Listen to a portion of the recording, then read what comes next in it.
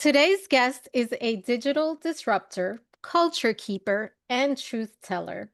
George Torres, also known as my favorite Urban Jibaro, has spent decades using his voice to preserve our stories, challenge erasure, and build community with purpose, which is something I have been trying to do.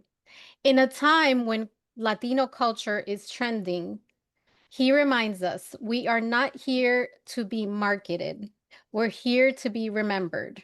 Let's talk legacy, identity, and storytelling that hits different. Hi, George. Hi, How thank are you for you? having me again.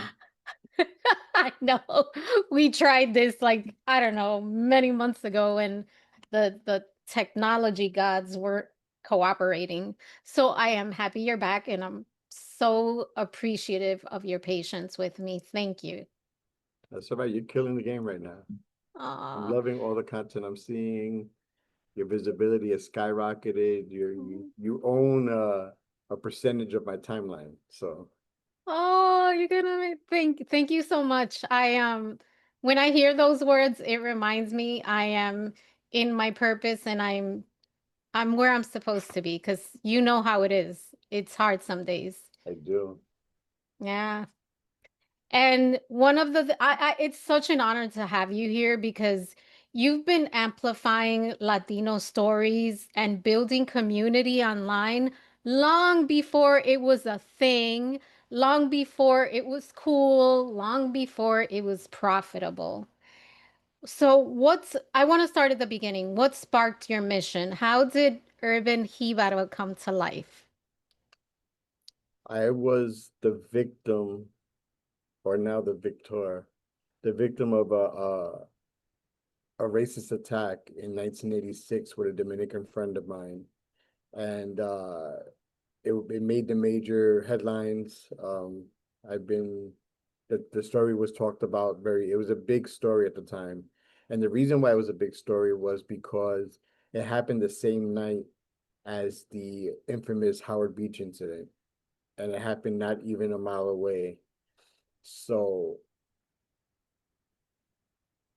I think for me it was I didn't understand culturally where I stood. My grandmother told me I was Puerto Rican. I grew up in a predominantly black neighborhood.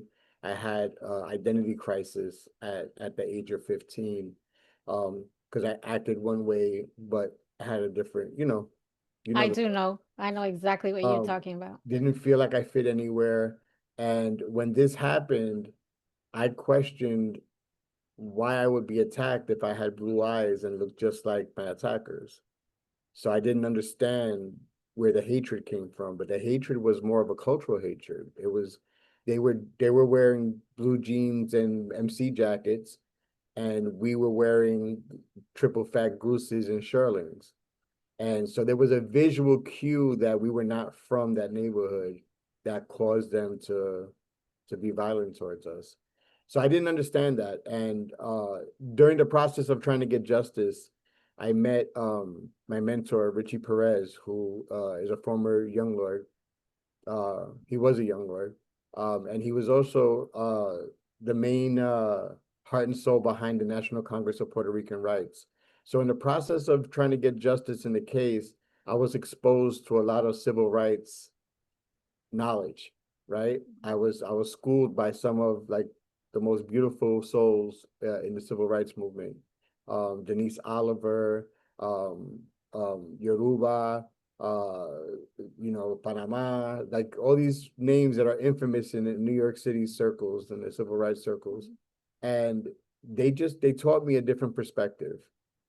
And that with my grandmother's storytelling about her rites of passage from New York to from Puerto Rico to New York, all those things just made me think like nobody knows this. Mm. And I decided to do my cultural exploration publicly in the form of a journal. At the time, blogs were more like journals. And In 1997, I gave birth to Sofrito for Your Soul as a way to kind of share my experience learning about Latino culture, not even just Puerto Rican culture, but Latino and Black culture, as I made my way through college. And how did Siembra Connect evolve? Because now you have a newsletter and I mean, you are the resources that you're providing are invaluable. So how did that, because it's a spin-off, right? So So how did that start? it's not the spin. I kind of think of it as my legacy lab because I Oh. realized that we're not really fighting visibility now. See, before I was just trying to tell stories because they weren't told. But now we're fighting erasure. They're trying to delete us. And I noticed that in my creator journey is 28 years long. And that's crazy to say, right? Because I That's still feel like I'm 25. So as I go through the process of Thank God we're not, by the way.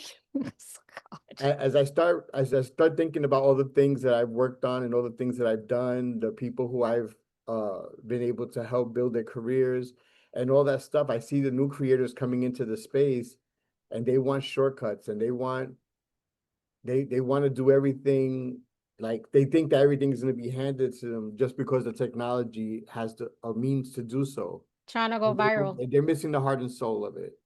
And they're missing the impact piece and they don't understand what it means to really tell their story. They're doing it for the likes and maybe the brand deals, but there's so much more to that. So I created Siembra as a way to teach what I've learned over the years by taking all the bumps and bruises and hitting all the potholes and whatever. And I'm trying to give them a roadmap to do something different. And I'm glad you mentioned that. Your platform isn't just about, representation and trying to make sure that we're visible, right? It's about action. So in a time where algorithms óyeme, favor fluff, how can we stay intentional with our platforms and storytelling? I think that I resisted getting political and talking about some things that affected our community for a really major part of my career. And I got critiqued for it, and I've had some serious debates online and in panels and conferences, etc. Um, but I think now I realize that not every protest needs a picket sign, right? I don't think we necessarily need a picket sign, but I think a post, a poem, uh, or even a podcast could really change the trajectory of who we are and how we show up in the community. Owning our own narrative is something that's huge part of Siembra and our mental health as well. So like putting those things 100%. together, like pretty much every mistake I made led to me creating Siembra so that somebody else wouldn't make it. It's literally the blueprint of not to do what I did. So then what advice do you have for creators who want to tell their truth but feel drowned by all the noise because there's just so much. Sometimes I know I have to shut it off because it's a lot. So what advice do you have for us?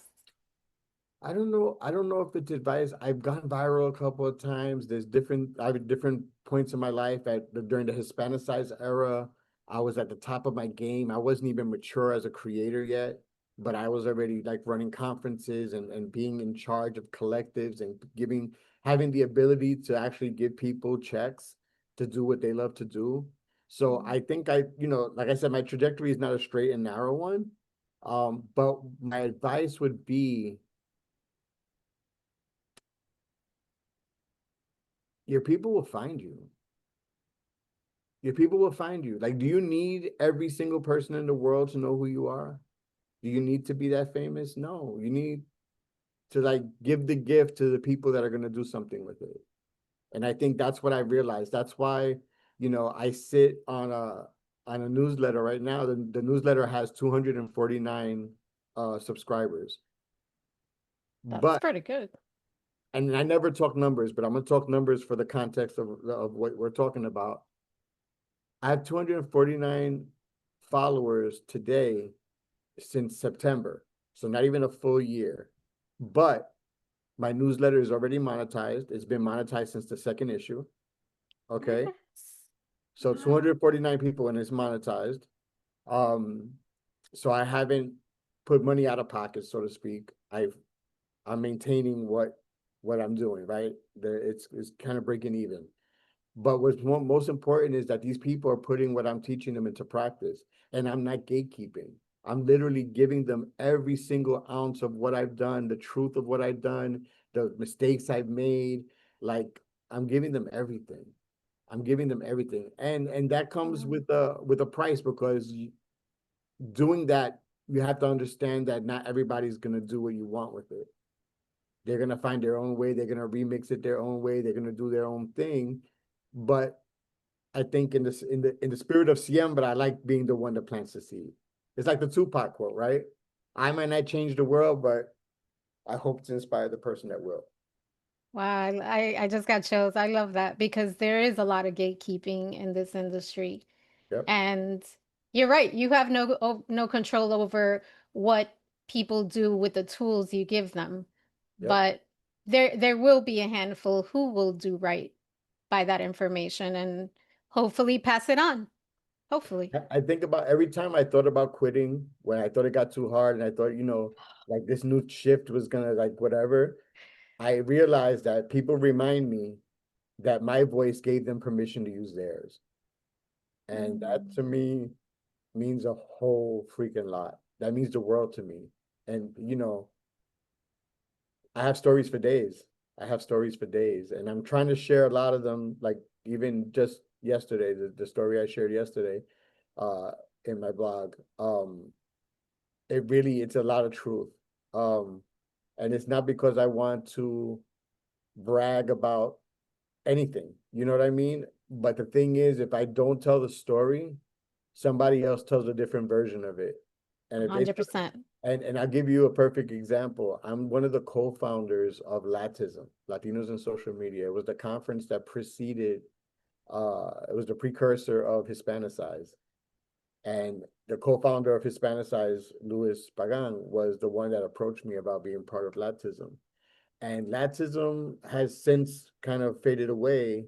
But if you go online today, because of the fact that I didn't talk about my role, because I didn't go out there and like really kind of like, you know, um, if you look and research Latism today, you don't see my name anywhere. Because the minute I stepped away from the organization to do other things, it got erased. Mm. So unless you were there for that first, unless you were one of the first 100 people that actually went to the conference and saw what I actually helped build, you don't know, and it's not recorded anywhere. So it's up to me now to be able to tell stories about Latism, about people I've met at Latism, about people who are built since Latism, so that people know where that legacy lands. It lands with three people. It's me, Luis Pagan, and Ana Roca Castro. It was three of us, not just Anna. Thank you for sharing that. You didn't have to, so thank you. It's not. Now, today we're seeing, I have to bring this up, Bad Bunny in college curriculums, Latino culture in marketing decks. Puerto Rico is getting the global shine right now, as you know. But our stories run deeper than headlines. They run deeper than a campaign.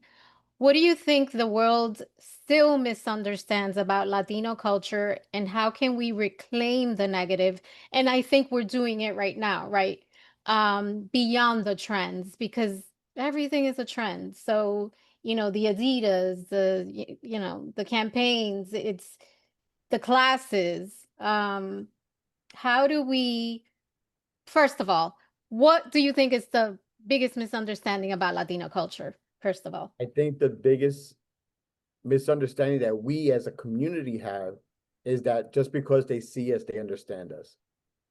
Oh, really? People think that? People think that because we're visible, right? Because there's an Amanda Serrano, because there was a Mark Anthony, because there's a J Lo, because there was a Ricky Martin or Menudo, and we had that global recognition as Puerto Ricans, that people truly understand us. And the truth of the matter is, and I'm in Puerto Rico right now, so um, after every hurricane, after every flood, after every storm, earthquake, whatever was going on in Puerto Rico, votes, resistance, whatever is happening in Puerto Rico, we always get the same comment in the media. Puerto Ricans are so resilient. They're so Mm. resilient. And I hear that now as we're not resisting. We're not resisting what's being imposed on us for over 100 years. And that's where I stand right now. And I think Benito, even though he's doing it in a very commercial way, he's creating this museum of feelings, of artifacts, of culture, of memories. And he's bringing it to the light to remind people how great Puerto Rico was. I saw some footage on like some clips of his stage and I was blown away. I was like, wow, he's taking it back. Yeah. And he's creating a soundtrack of a generation that's built on struggle, resistance, resilience, as bad as it sounds. And what he's discovered is an audience that doesn't want to be erased. Mm, that's deep.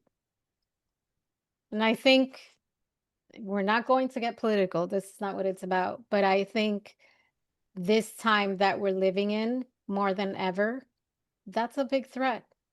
Yeah, It it is. is. And And I it's not just here. It's not, it's Puerto Rico. Puerto Rico is where my heart is, and this is where I'm standing right mhm, now. But it's happening everywhere. yeah, Everybody's existence is threatened by people who have power, who people who want to exploit people who don't value melanin, people of color. It's really horrible. But we've been it's living in Puerto Rico and we've been accepting it for whatever reason. We just been like, I remember well, when the prices of milk went up or eggs went up, and my grandmother would turn, pero tú sabes, uno resuelve. Like it was the yeah. whole, It's like like, it's accepting. okay, we're gonna get through it. And that's a great quality to have, but not at the cost of your life. Because right now they're threatening to take our homes away from us. They're threatening to remove people. They're creating systems that they've done everywhere else, but they're creating systems that don't allow business owners who have that are rooted here to compete with an exact identical competitor that's coming from outside. They already have a 30-40% advantage because they're not paying taxes. And our people are paying taxes. So we're Um, actually paying the price for them to make money here. And that's crazy. It's just insane. So I know that you say it's not political, and I used to say that all the time, and I got critiqued for it all the time. But our existence is political. Being Puerto Rican is political by default. The day in 1898 when they took the island from us, it became political. Everything about every moment since then has become political. And that's that's what true. I'm learning about. And again, I am surrounded by people who are so much smarter than me. I'm surrounded by people who have better ideas about what Puerto Rico could be. I have ideas about the people who are much more trauma informed about what happens here on the island because I don't live here anymore. I come here often. I'm here 3-4 times a month, but I'm not living here. And it hurts me. So can you imagine how it feels for somebody who literally has the ground being uprooted from under them? Like it's crazy. It's I keep saying that word crazy, but yeah, It's I it's don't know. It just feels surreal. It doesn't even feel real, but when you wake up and watch the news and watch what's happening, it's very real. yeah, it So is. I can understand, your grandmother. It's like you feel powerless. You Yeah. feel powerless. And But that's right now, I feel empowered because I'm in Puerto Rico and there's a resurgence in pride. People are starting to go to Bomba en Plena circles. They're starting to buy Puerto Rican art from Puerto Rican artists. They're walking down the streets and they're telling stories. They're explaining the history and the unlawfulness of carrying a flag and why we're so proud about it. So it's like so much that's going on here in the island right now that I really think that this could be a pivotal turn for us. I love that. I I think love that that. there's ways for us to build infrastructure. I was so inspired last night. I was actually flying over uh from JFK to Aguadilla this morning, and I literally went on Threads and I said, you know what? I'm so inspired by what I'm seeing just on the plane before we even landed. I'm so Wow. inspired about what we're seeing right now that I am willing to like help Puerto Rican business owners. I want to give free classes away. I want to talk to business. So I want to help them build the infrastructure for them to own their narrative. I want them to own their audience. I want them to not be worried about being deplatformed from these mega social media sites that just want to make money off of us. And anytime we say something that they don't agree with, they could just pull the plug on us. So Mm. I want to create I want to be work and I'm having conversations with people that go all the way back to Latism with me, that they're working on stuff as well, and I want to just get together with these folks and create like this Avengers of Puerto Rican culture, you know. um You know, it's cool. I feel that strongly about it, you know. that's what you do. Like you create these spaces digitally and in real life that builds connection and pride in who we are. So first of all, thank you for that. What does true community look like to you in the digital age? And how do we avoid falling into the trap, because it's a vortex of performative allyship or vanity metrics. It's complex. It's complex, and I think that there needs to be people that do that, because it's like anything. It's like, you know, you could be in a crowd of people at a Choli sale, and then somebody's in the crowd that actually sings beautifully, and everybody just stops. And I think that Benito is one of those people, right? He's the person that makes people stop and think. And I think everybody's necessary. Do I like performative allyship? No, but sometimes they reach people that we can't. So Yeah. you kind of got to take the good with the bad, but just stay consistent with your messaging. Stay consistent with the people that are tuned into you, that are following you, that are willing to take action based on what you're showing them, and everything else doesn't matter. But think about it. I entered a contest to win tickets for this show, for a show this weekend, and I looked at the list of people who won, and the people who won, none of them were Latino, No. right? And it's okay. You know, it's a corporate entity. They're giving away tickets, whatever. Like it's okay. I'm okay with that. But those people need to know our story too. We need to know our story. We need to fight. But when it comes down to it, when it goes to the Supreme Court, when it goes to all these different entities that are way above our representation, we're gonna need those people to know what's happening. That's a And I great point. so Wow, that's I a think really good point. So I'm grateful that there's some people who actually come to Puerto Rico and respect us and are really into the you know, that know the story about Hawaii and actually understand that this is what we're going through. Now, I saw it's crazy. I saw a documentary in college that showed the US military removing people from their homes in the middle of the night to make to gain access to what's been classified as eminent domain to build hotels and whatnot. And I don't even know the name of this documentary, but I never heard or seen from it again. And it wasn't until Benito said what he said in the song, I don't want to happen to Puerto Rico, what happened to Hawaii, that came back to me. And I said, wow, I remember watching that documentary. It was a very big thing in the 90s that people were talking about, and it just disappeared. But why Mm. does it disappear? It disappears because people are not interested, because they're okay with the way things are. And for a long time, before these last couple of disasters in the last 10 years, we were okay with how things were. You know, Puerto Rico, it's the way it is. That's what it is. But we forgot about those narratives, and now they're coming back, and history is teaching us again, this is your future if you don't make a change. But I just want to, I think there is a certain level of apathy in our society as a whole. But I think I want to think it's more because people feel powerless, but not, I hate to think it's because people don't care. It's I not don't, because people don't care. No, I don't think that. I think that there's so many things that are viral about our culture, like the word huepa, like the chancleta. Like there's things that are just lazy. And there are creators that are lazy with how they approach our culture. And they use these iconic things that draw attention to us, and they kind of stay there. I mm, remember there was a platform years ago that just did memes. And I remember having countless debates with the founder of that platform, and I'm like, dude, we're bigger than that. He's like, yeah, but everybody has a space. This is my space.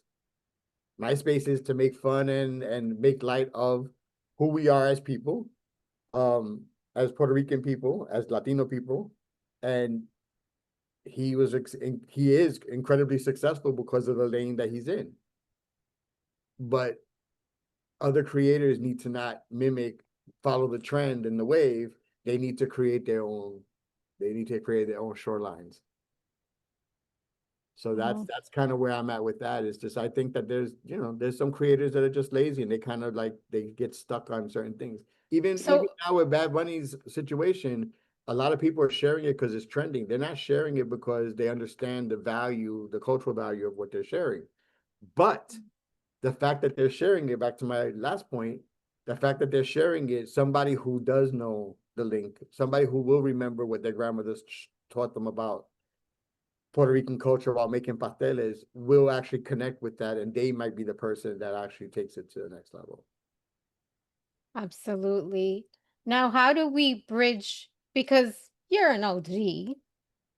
So how do we bridge the gap between OG culture builders like yourself? I mean, I have so much respect for what you've created and the way you've just reinvented depending on what the need is or what you feel like, because our missions, the core of it doesn't change, but we have to sort of, modify, evolve as times evolve.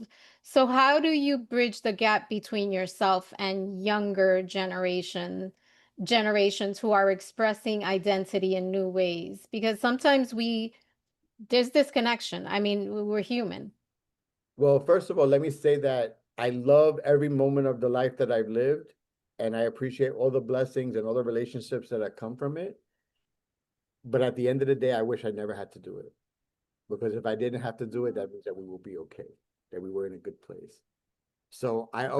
I've always said this in my seminars, my classes and everything is like, when I'm asked a question about my legacy and whatever, is like, I hope that you don't need me anymore.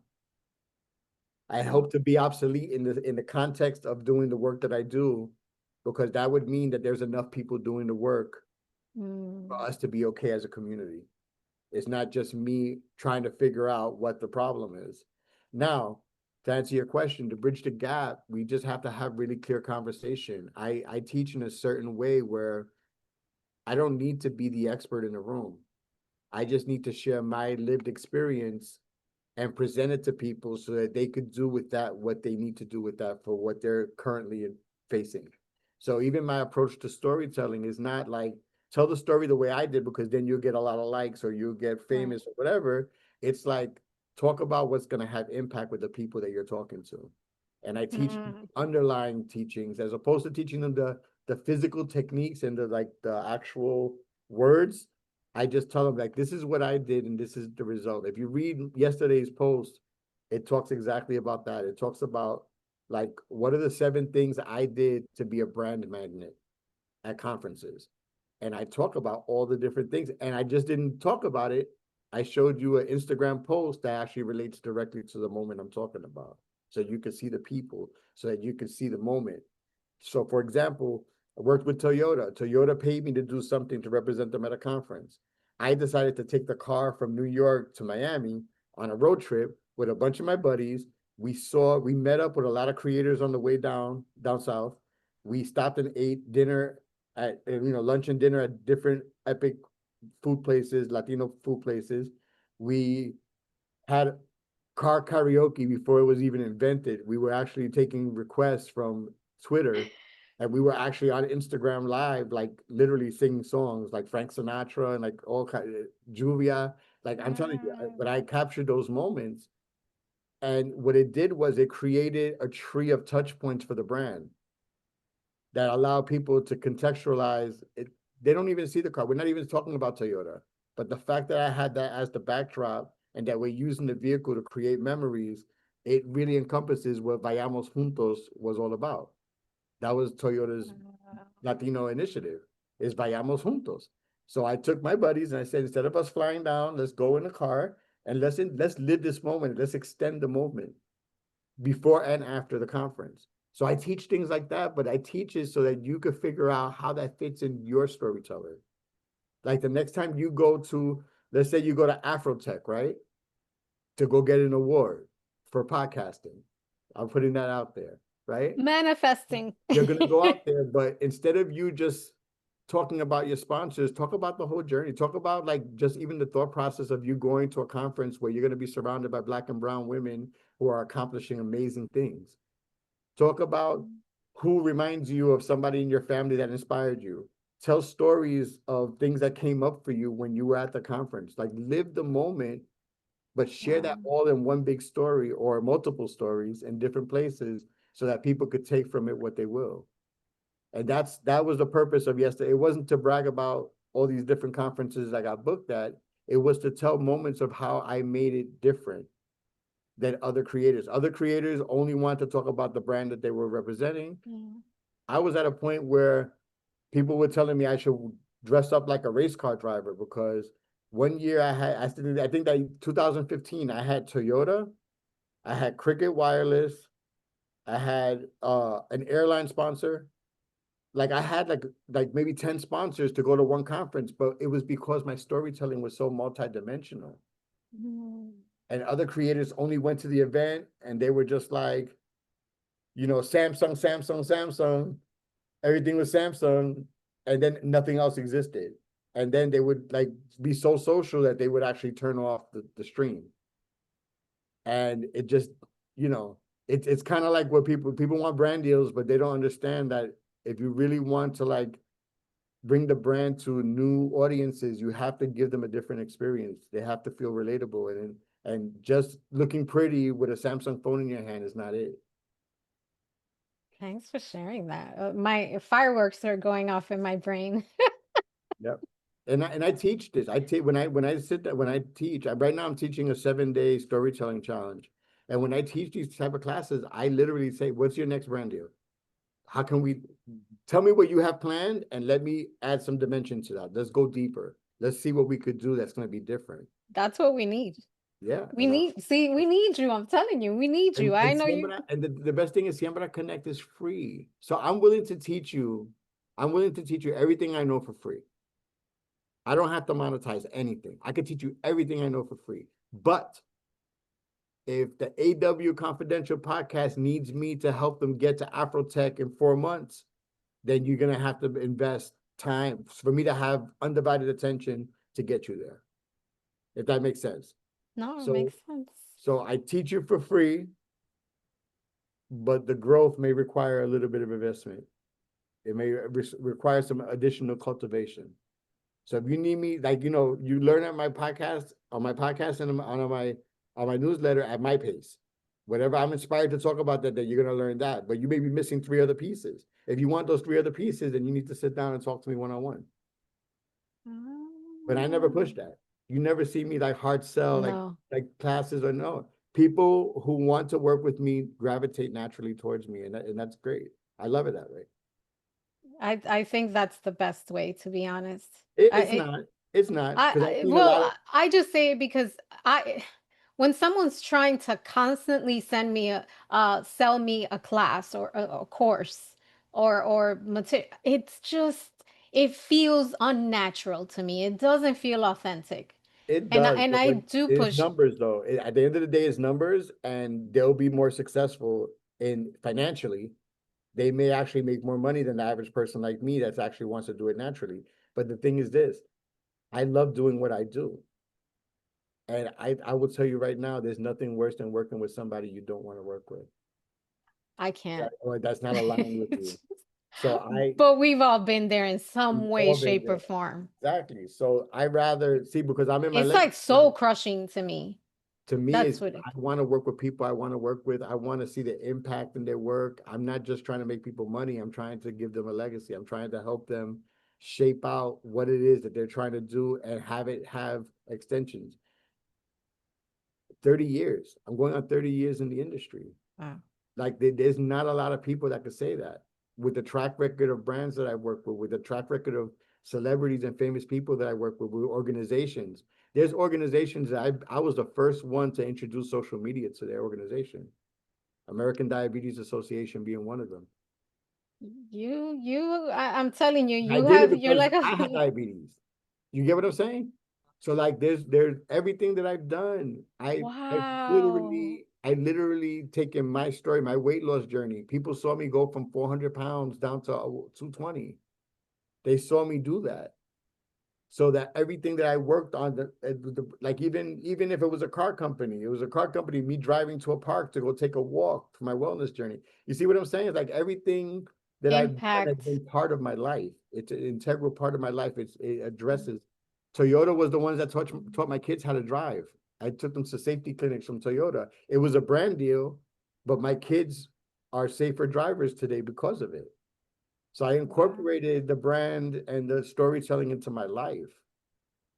And that's what's different about me than a lot of creators that you see. They can maybe popular, they may have bigger numbers, but I had the numbers I have, and I've made a living doing what I'm doing and loving it. Wow, I've been that's self-employed for pretty 12 years awesome. now. So we talked a little bit about quite a bit about culture. How do you think we can best preserve the soul of our culture? Because like you said, erasure Yep. is just here. So how do Owning the we owning the platform, owning the websites, owning the newsletter, understanding that this is a digital family tree, is digital legacy, is digital, everything's digital. So when they control the platforms, they could push a button and erase everything that you put on their platform. But when you have the platform, when you're responsible and diligent steward of your stories, you have the opportunity not only to create the stories and archive them. That's what I want to say is digital archive, creating digital archives, but you also have the ability, depending on where your space is and who you are in the community, you can go to an educational facility and say, hey, here's 10 zip drives that have my whole writing collection. This is my, or like I plan to do, I plan to actually give my website to a college so it could keep it as a writing program for Latinos.